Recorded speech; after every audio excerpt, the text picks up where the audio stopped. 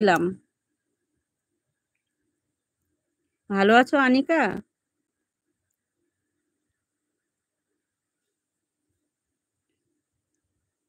আনিকা কেমন আছো? বাংলাদেশ থেকে বলছো। কেমন আছো বলো?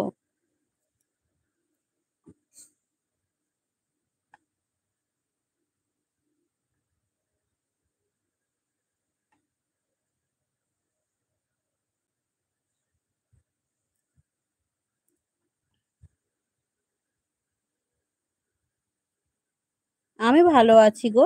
ভীষণ ভালো আছি। আর তোমাদের সঙ্গে কথা বলতে পেরে আরো ভীষণ ভালো আছি।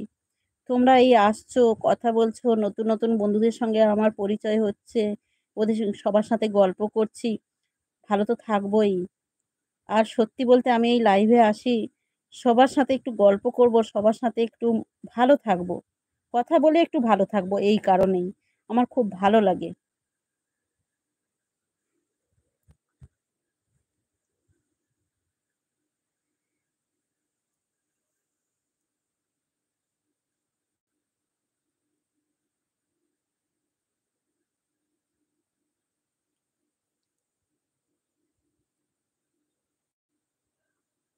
হ্যাঁ আনিকা, হাই।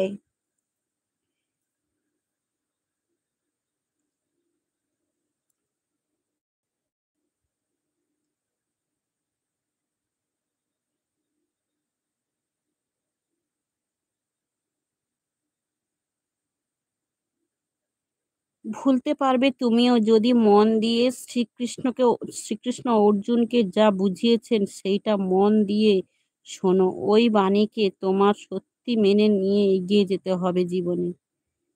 হ্যাঁ হ্যাঁ, একদম একদম।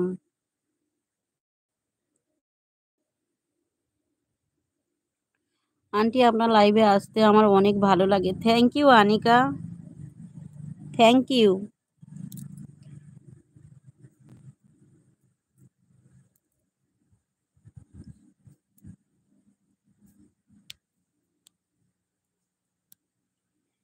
আমি চেষ্টা করি ডাক্তারবাবু ভুলে থাকতে, সবকিছু ভুলে থাকতে চেষ্টা করি গো। কিন্তু তবুও মন তো, চেষ্টা করি ভালো থাকার, মানুষের সঙ্গে ভালো ব্যবহার রাখার, কি মানুষের ভালো চাওয়ার চেষ্টা করি। কিন্তু আমার পেছন থেকে শত্রু তো যায় না, শত্রু তো সব সময়ই আছে। সে যাই হোক না কেন, আমি তো কারোর সাথে শত্রুতা করি না, এটাই হলো বড় কথা। কাউকে আমি কারোর খারাপ চাই না। যে যেমন ভাবে চলছে চলুক, আমি আমার পথ ধরে এগিয়ে যাওয়ার চেষ্টা করি।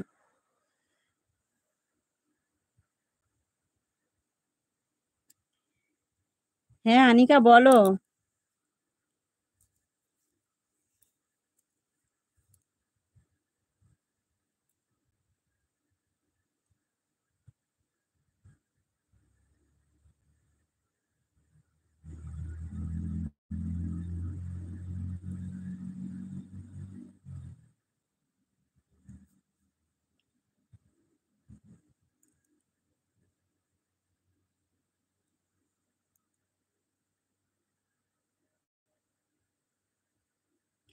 হ্যাঁ একদম একদম একদম।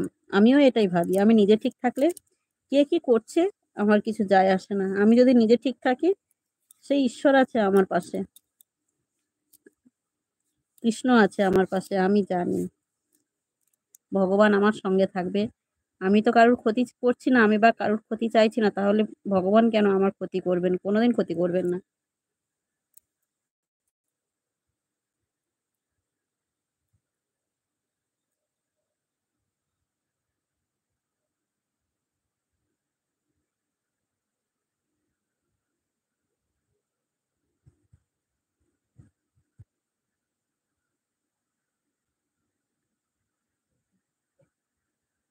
নেটওয়ার্কের প্রবলেম হলো নাকি কি জানি। সবাই কি আমাকে দেখতে পাচ্ছো? আমার কথা শুনতে পাচ্ছো? প্লিজ একটু কমেন্ট করে বলো।